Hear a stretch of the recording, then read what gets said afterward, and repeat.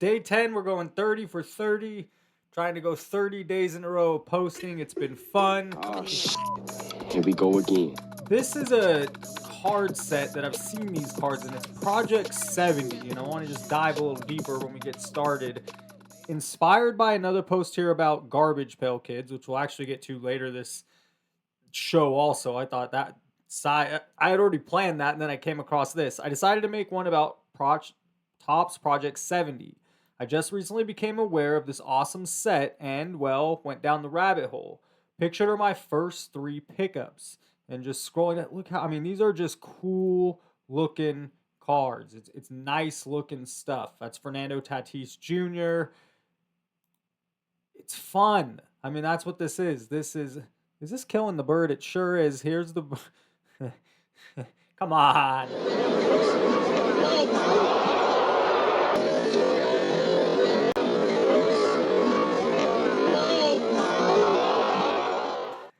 Awesome pickups. Number one.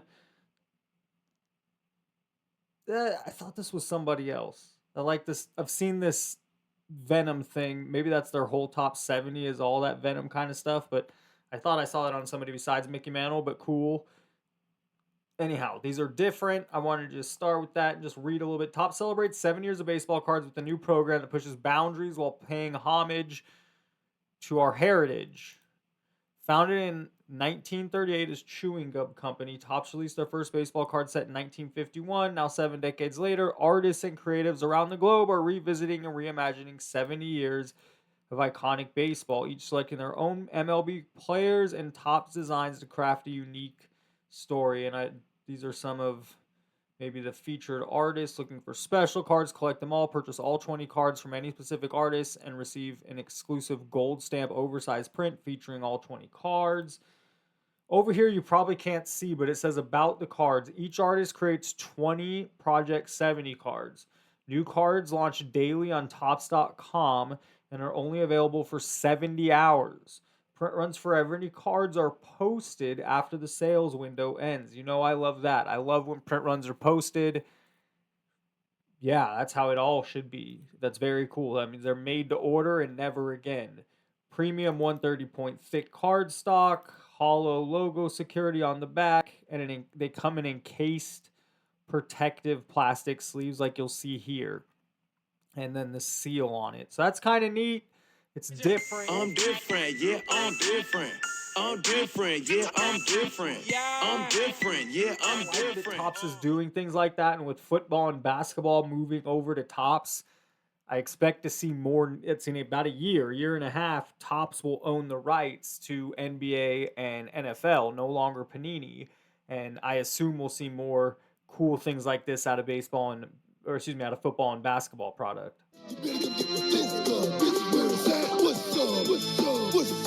My new nonsense couldn't help it. There was a time during COVID the whole world stopped, and it felt like we were.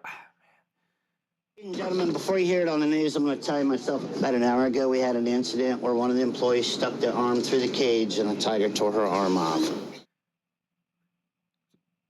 You're going to call me crazy, but do we live in a sim? I don't know.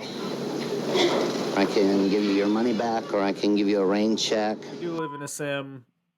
This makes perfect sense. Joe Exotic, perfect timing. Couldn't have matched up better. COVID, we're all at home. It feels like the world's a circus, and, well, we got a circus. When they kill all the tigers in the Holocaust, 'cause I saw tigers. The very first comment is all I saw. He's not a good person. Ow, son of a bitch! That made me spark some other thought, but I want to just see what somebody's. Wonder if that was signed in prison, because that would be a kicker to it. I mean, there's a good chance. I guess it would have been. Get down! Go! Get! My Joe is numbered to 20 out of 20. So here we go. And then over here, can we see it? Can you see Harold? Yeah, Carol. And Howard is they're both in cat suits. Carol Baskin killed her husband, whacked him. Can't convince me that it didn't happen. Fed them to tigers, they snacking. What's happening? How beautiful. Joe Exotic. I haven't thought about this in quite some time, but I was enamored with it at the time. Still think Carol killed her husband. I got a buddy this.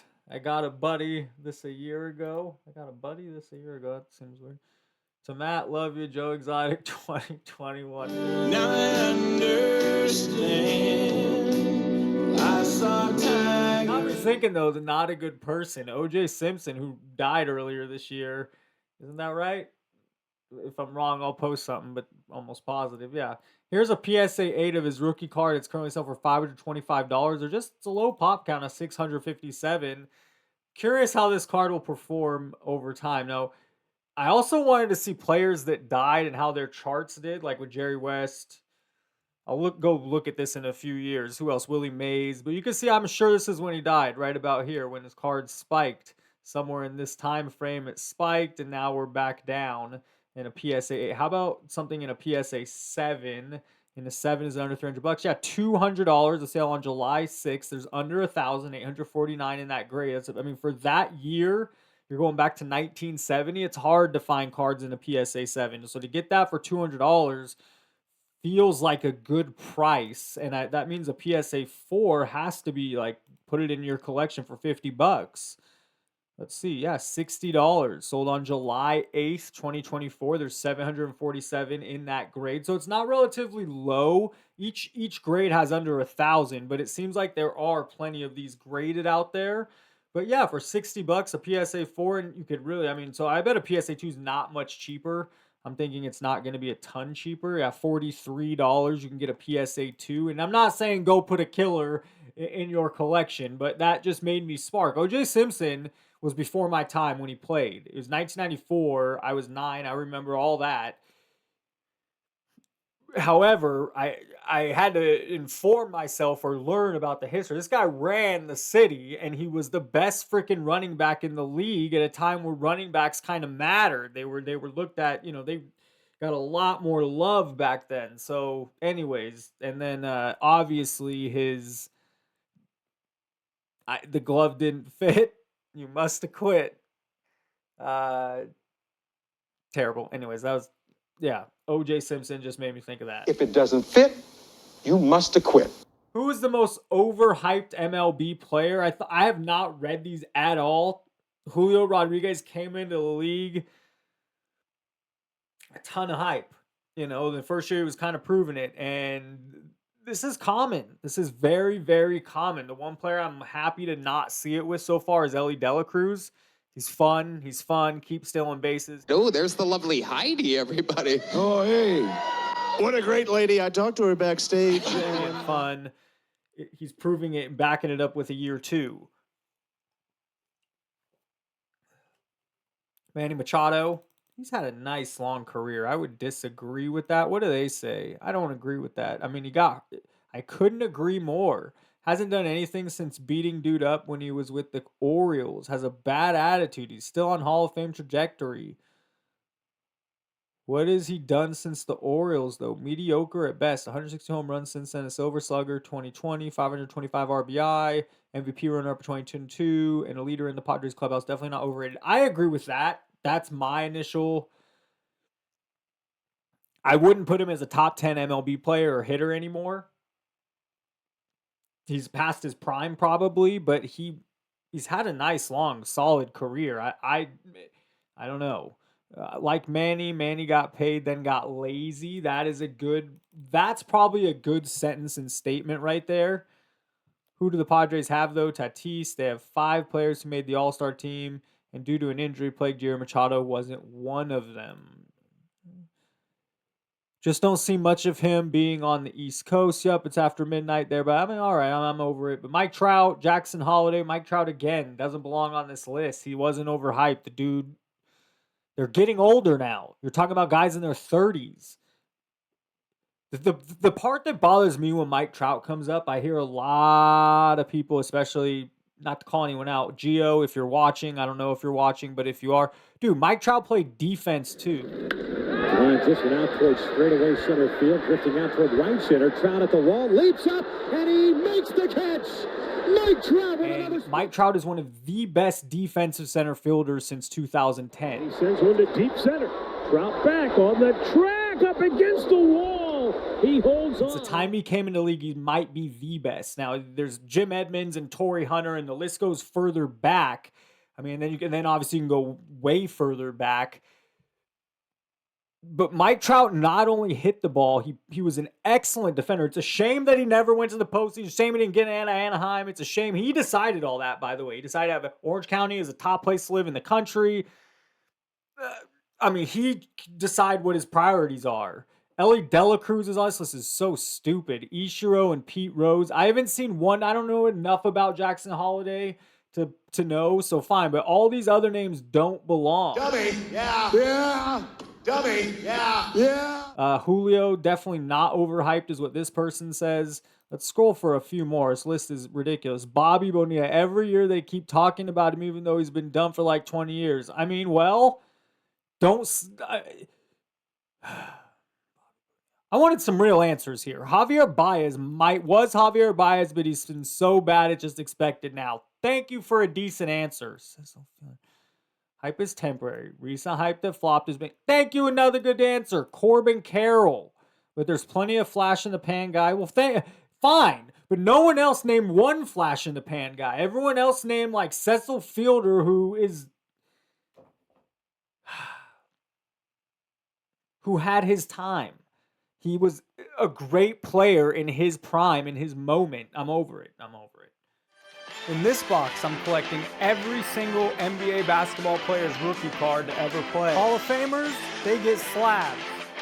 Change of direction by Bryant. Slam dunk. In yesterday's episode, we went over 2009, 2010, and I showed you the neat stuff I have. I wanted to finish out what I have in 2009. We'll end with the Steph Curry, but here's some bigger names like the Blake Griffin. I don't know, the further we remove from him being in the NBA, maybe one of those autograph patch cards from yesterday is a possibility. Here's Ricky Rubio. I don't know if he'd be in that stuff, but I just want to round out the 2009 class. Johnny Flynn. We have DeAndre Jordan. This is a dual auto, but a rookie, and it's DeAndre Jordan's autograph on there, so that's kind of neat. I'm going to skip a few ahead. We just have two more. There's the James Harden 2009. He's out of Arizona State. What is that? A PSA 9. James Harden. And then finally, a really nice, cool card. I did get this before the boom, or else it might have been outpriced for me. But this is I wish it was in a PSA holder. And this, I haven't cracked any cards ever, but I do have some set aside. This is a scary one to crack. But you can see that the subgrades here, which Beckett does, they're the only company that still does that. And this got a centering 9.5, an edges 9.5, a corners a 9, and a surface 8.5. So maybe that comes back a PSA 10, and maybe not. Maybe it comes back a 9 or 8. Do I take the risk? I don't know. But either way, that's my Steph Curry in the collection. Beautiful looking card. I'm coming in. The man's in trouble. I'm going to show you how great I am. This man is a psychotic. No, he's great. Shut up! I want to end with Garbage Pail Kids. I put this in my live, and I recently discovered this. I don't know how long. I think this is set 3. I think it's been out 3 years now. It's overpriced. There's only 50 cards in the set. The Garbage Pail Kids. It's 3 packs. Well, let's just scroll down. It does a better job here. Anyway, look at how cool. I mean, these cards are just neat. The guy with the top 70 card also. What was that? We were looking at the Randy Johnson card with the bird. Here's another one. Now, if we scroll down, it'll show us. Here we are. You get 7 cards in a pack, but there's only 3 packs per box, so you're getting 21 cards. There's only 50 cards in the set, but these boxes aren't exactly cheap. Everybody's got a price. It's just the cards are so neat. And I'm glad the set is low, so you don't have to buy a ton of it. It's not easy to open because, again, not cheap, but just cool looking stuff. Now, I just wanted to go over some recent sales. Here's a Bryce Harper. The sale was on July 17th. I also just want to take a look at some of these cool artwork. Bryce Harper PSA 9, and it's over $30. So the move might be just to buy some of the singles that you like of this stuff in PSA form. I just want to see. Here is exactly, not cheap. This is 2022. Now, I do think 2022 says Series 2. Garbage Pail Kids. I don't know when this stuff came out. It might have came out way prior to 2022. However, this box sold for $200. So So it's just not cheap to open. Aaron Judge, this will be it. We'll take a look at this card. Just cool looking stuff. What did this sell for raw? It's the holo, $40. It's numbered to just $199. So I'm glad to see that there is cool stuff out there. It's not exactly cheap or just something you pick up at Target in a blaster box. But Topps is doing a good job, and I'm excited to see what they do for NFL and NBA when they get it. The cream will rise to the top. Oh, yeah. Here's some screensavers I made. This one's bringing up some nostalgia. I actually enjoy it quite a bit. I know the lighting's not perfect, but it's just all Kobe stuff. A lot of fun. Go check out my screensavers. Maybe I need to stop. Yeah. But I never gonna stop. Thank you for watching as always. Please hit the like button. Help the show and the channel grow. Comment below. Who's your favorite NBA player all time? Comment below if you're still watching again. Who's your favorite NBA player all time? Thanks for watching. Have a great day. What up, everybody? This is Robert Horry, a.k.a. Big Shot Bob, and you're watching Professional Sports Cards. Hey, by the way, go buy my rookie card.